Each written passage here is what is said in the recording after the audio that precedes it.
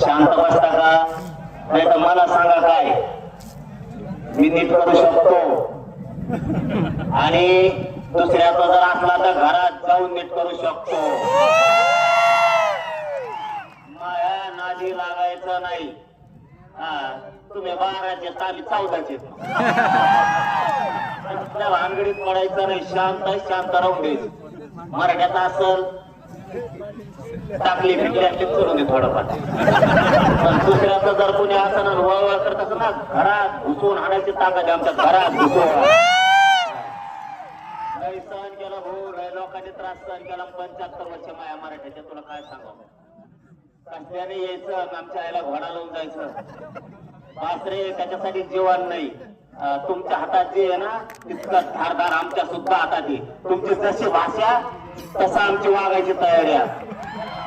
तुम्ही आमच्या लेखेबाईला जगू देणार, तुम्ही आमच्या पोराला जगून देणार, तुम्ही आम्हाला आरक्षण घेऊ देणार, नोकऱ्या खाऊन देणार. माझा दादागिऱ्या करून दादागिरी तुम्हाला वाटतं तुम्हाला दादागिरी आमच्या दादागिरी नाही. आमच्या तुमच्या ताकदीला आमच्या तगडीला घेऊन दगडा आपटायची तयारी. ते बाकीचे नाटक फक्त शिकायचे नाही. मला वाटतं नको. समाज मोठा आहे. मागा लागला आकारणार नाही म्हणून मी आपला गप गप गप घेतोय. हे गोळ इतड भर मुठभर नाही तर गोळ गोळ गोळ आम्ही जाऊ द्या म्हणतो. आपला एखादा डोकं जरी फुटलं तरी आपण म्हणतो जाऊ द्या. त्यांना वाटलं भेटेत नाही.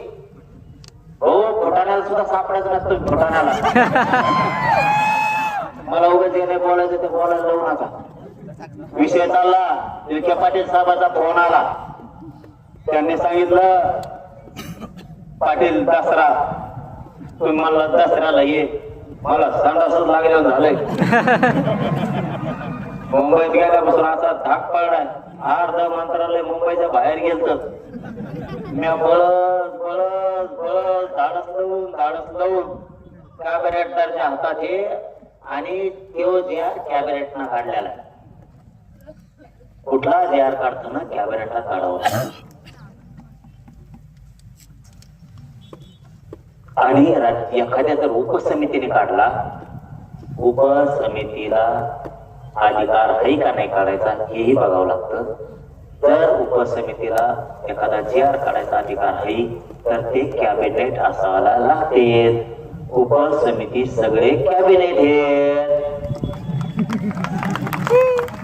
त्यामुळं